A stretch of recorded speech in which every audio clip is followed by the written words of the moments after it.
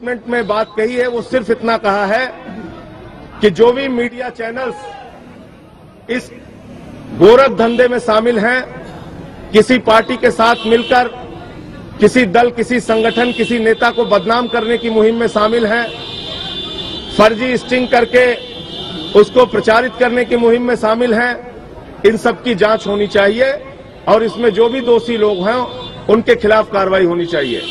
मुझे लगता है कि देश के संविधान से ऊपर उठकर कोई भी नहीं है, चाहे वो सांसद हो, मंत्री हो, विधायक हो, किसी पार्टी का नेता हो या ब्यूरोक्रेट्स हो या मीडिया चैनल्स हो।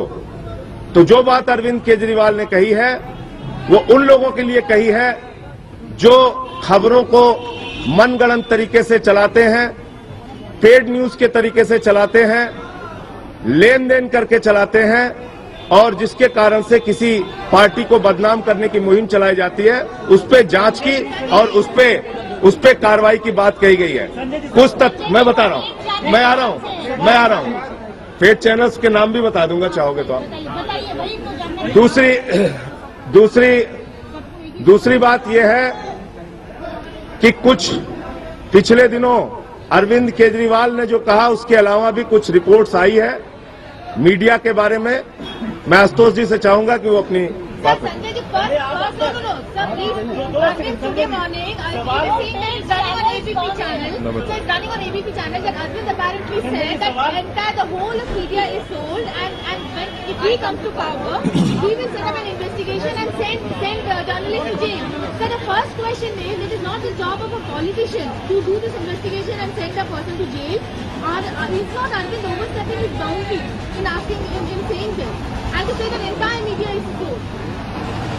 अरविंद जी के कहने का मतलब ये था कि मीडिया का एक सेक्शन जो है सर, ऑडियो नहीं आ रहा सर, वो पेड मीडिया का काम कर रहा है, वो नरेंद्र मोदी और इसके इशारे के साथ। मैं आपको बता रहा हूँ, एक मिनट अरे तो आप सुनिए, एक मिनट सारिक भाई नाम तो फिर आप वही बात करें। तो अगर आपको कहीं बात को उनको दोहराना चाहिए तो उन्होंने कहा हमने ऐसा कुछ नहीं कहा।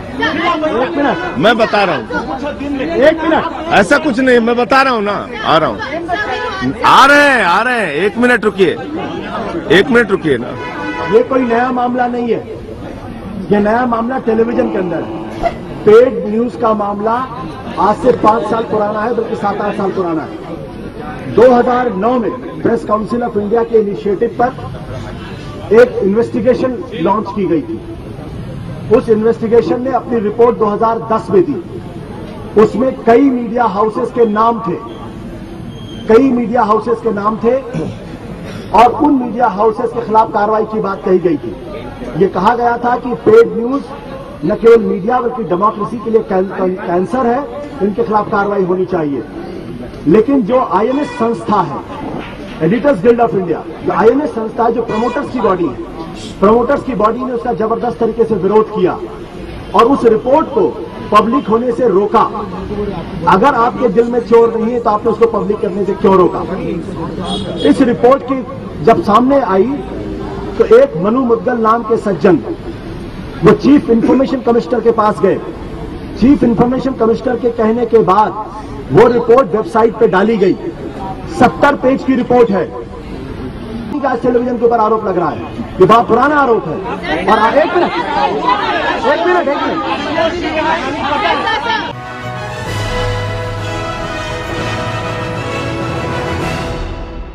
के पास सबूत है, ठीक है? किस तरह का सबूत है टाइम्स नाउ के पास? आज देश में चुनाव किस मुद्दे पर लड़ा जा रहा है? उन मुद्दों को छोड़ के अरविंद केजरीवाल के पीछे आप पड़े रहते हैं दिन भर। एक खाली कुर्सी रख देते हैं, सुबह शाम अरविंद। एक मिनट आप बोलने तो दीजिए। आप घंटों नमो की स्पॉन्सर्ड कॉन्फ्रेंस चलाते हैं और एक भी सवाल नरेंद्र मोदी से जासूसी कांड पे नहीं पूछते हैं। एक भी सवाल नरेंद्र मोदी से दंगों पे नहीं पूछते हैं। एक भी सवाल नरेंद्र मोदी की झूठी डेवलपमेंट फिगर्स पे नहीं पूछते हैं। गुजरात में किसान आत्महत्या कर रहे हैं, गुजरात में कृषि का उत्पादन कितना हुआ है, उसकी सारी फिगर्स। गुजरात की सच्चाई क्यों नहीं दिखा रहे आप लोग? जब नरेंद्र मोदी आप अपने टीवी चैनलों पे नरेंद्र मोदी की स्पॉन्सर्ड कॉन्फ्रेंस चलाते हैं तो ये पब्लिक इंटरेस्ट के सवाल नरेंद्र मोदी से आप क्यों नहीं पूछते हैं? ओबरा पोस्ट का सोशल मीडिया पे जैसे आप अरविंद केजरीवाल से लाइव सारे सवाल पूछते हैं। अरविंद केजरीवाल जब लाइव बैठते हैं तो सारे सवाल पूछे जाते हैं, छोटे बड़े, और हमें जवाब देने में कोई परहेज नहीं है। नरेंद्र मोदी की जब कॉन्फ्रेंस चलती है तो पब्लिक इंटरेस्ट के सवाल क्यों नहीं पूछे जाते? क्या ये मानते हैं आप कि ये पत्रकारिता है? आप मानते हैं पत्रकारिता है? अगर आप भी मानते हैं यही पत्रकारिता है,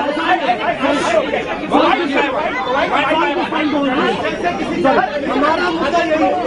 हम देखिए, एक सवाल का जवाब अगर आप कैमरा लेकर आएंगे तो हम आपको सबके जवाब देंगे। एक मिनट,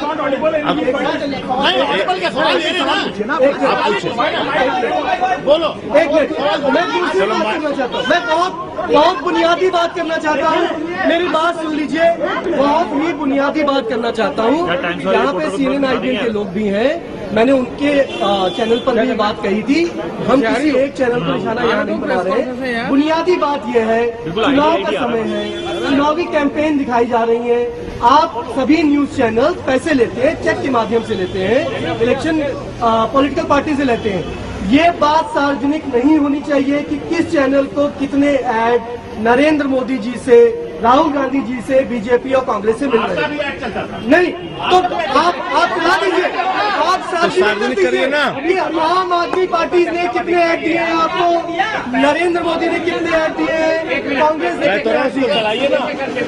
आप ये बात सार्वजनिक क्यों नहीं कर देते हैं? बहुत नहीं। एक बात और, क्या न्यूज चैनल्स की कोई पॉलिसी है?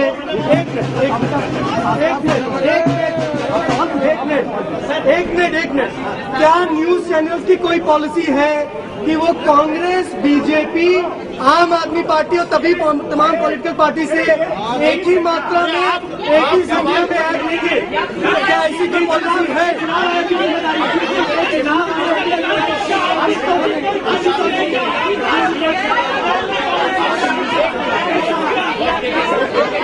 माइक दे दो इनको, आप बैठ जाओ। अरे बैठ जाओ, आप बैठ जाइए।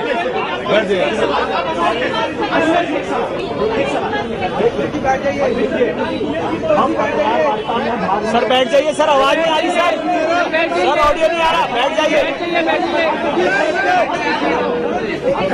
माइक इनको दे दो। एक आदमी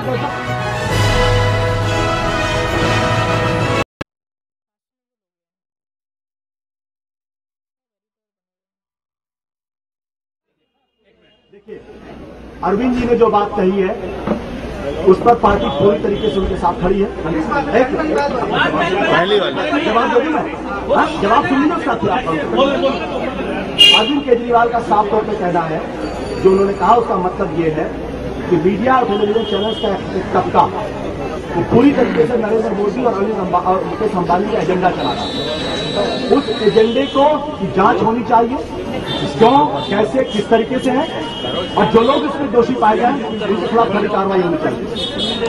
जब हम ये कहते हैं तो हम ये भी जानते हैं कि पत्रकारों के बीच में बहुत बड़ा तबका ऐसा है, ईमानदार है, इंटेग्रिटी वाला आदमी है, पत्रकारिता ईमानदारी के साथ करना चाहता है। उससे बहुत बड़े एडिटर्स हैं, उससे बहुत बड़े पत्रकार हैं, जिनको मैं व्यक्तिगत तौर पर जानता हूँ, मैं बताने के लिए बहुत मुश्किल काम है, जिनका साफ तौर पर मानना है कि आने वाले दिनों में काम करना बहुत मुश्किल होगा। मैं अभी नाम नहीं लेना चाहूँगा, लेकिन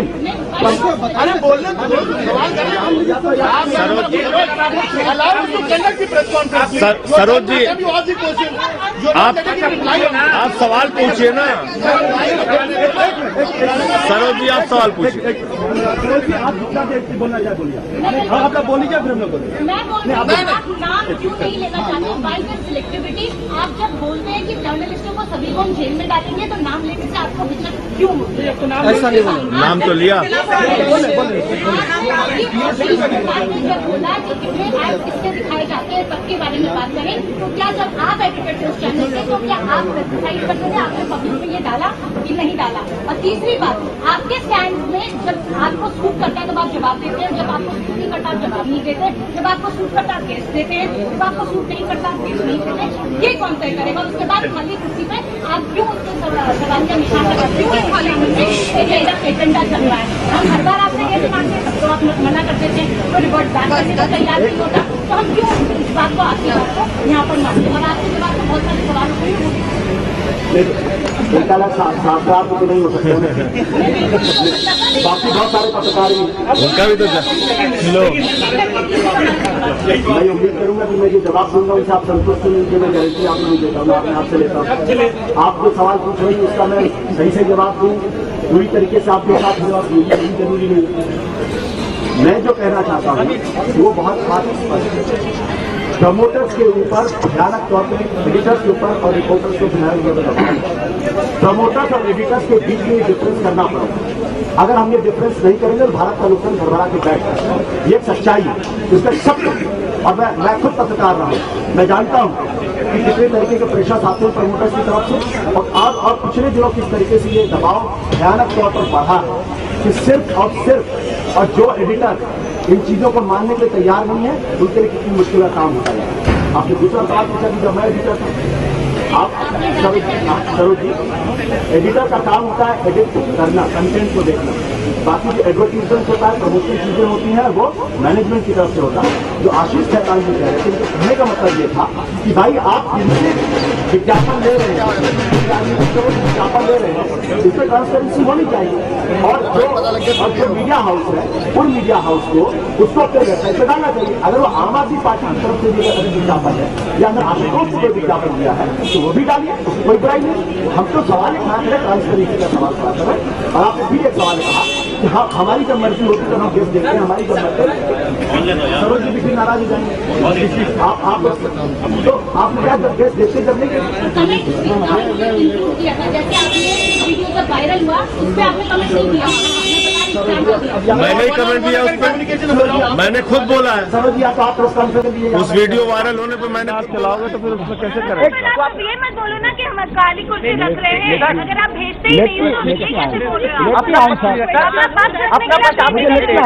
और कल तक जब आप एडिटर थे तब तो मैनेजमेंट डिसाइड करती थी ऐड कब ले, आज हमारे एडिटर डिसाइड करें कि ऐड कर ले। अभी आपने कहा, अभी आपने कहा अब कांग्रेस के एमएलए के चैनल में हमारे फेवर में खबर क्यों चलाई जाएगी विनोद शर्मा के चैनल में? जवाब दे रहे हैं, उसी से रिलेटेड सवाल है कि जब विधानसभा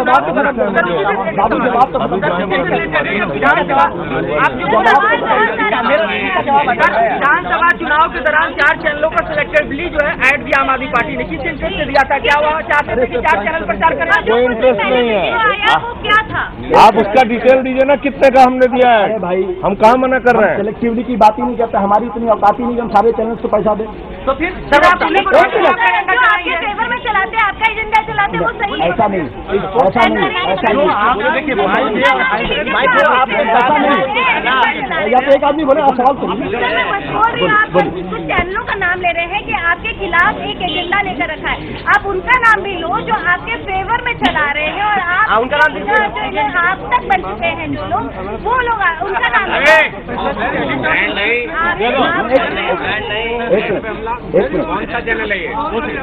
आप जो बात कह रही हैं इससे बड़ा फर्क है इस मामले में। आपकी तारीख में नहीं है, मैं इस बात मैं सवाल का जवाब, ये तो ऐसा कॉन्फ्रेंस नहीं हो सकता। लेकिन आंसर तो क्वेश्चन, जो सवाल हम खड़े कर रहे हैं वो सवाल लोकतंत्र के लिए, भारत के लिए बहुत महत्वपूर्ण सवाल है। अगर पैसे लेकर, अगर एडिटर्स के ऊपर दबाव बनाकर अगर इस तरीके से अगर किया जाएगा तो ये देश के लिए बड़ा खतरनाक मामला होगा। अगर कोई आदमी अपने कन्विक्शन के आधार पर, अगर अपने विचारधारा के आधार पर अगर ये तय करता है कि नहीं मुझे ये सपोर्ट करना है, सपोर्ट नहीं करना, तथ्यों के आधार पर जर्नलिज्म करता है, उसमें कोई बुराई नहीं। अमेरिका के अंदर रिपब्लिकन पार्टी सीधा सा सवाल ये है, कल तक आप एडिटर थे, आप कह रहे हैं कि मैनेजमेंट ऐड डिसाइड करती थी, आज बाकी एडिटर्स कैसे ऐड डिसाइड कर रहे हैं, इसका जवाब दे दीजिए आप। 1 महीने में क्या बदल गया? मैंने ये नहीं कहा कि एडिटर अभी आपने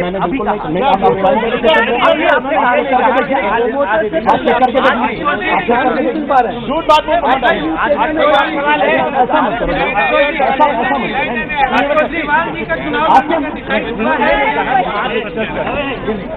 अमेरिका के अंदर रिपब्लिकन और डेमोक्रेट पार्टी दो पार्टियां हैं। लंदन में भी टोरी पार्टी और लेबर पार्टी है। वहां के अखबार खुले तौर पर स्टैंड लेते हैं कि वह रिपब्लिकन को सपोर्ट कर रहे हैं या डेमोक्रेट को सपोर्ट कर रहे हैं। सब ट्रांसपेरेंट तरीके से होता है। लंदन में भी टोरी पार्टी और लेबर पार्टी के पक्ष में लोग अखबार खड़े होते हैं, वो बाकायदा डिक्लेयर करते हैं। गार्डियन वो लेबर के पक्ष में खड़ा होता है, कहता है हम उनको सपोर्ट कर रहे हैं। वहां के जो कंजर्वेटिव न्यूज़पेपर्स हैं वो टोरी पार्टी को सपोर्ट करते हैं। कन्विक्शन के आधार पे अगर आप सपोर्ट करें तो उसमें कोई दिक्कत नहीं, बट आपका वो क्लियर होना है। लेकिन अगर आप पैसा लेकर अगर आप कर रहे हैं तो गलत बात।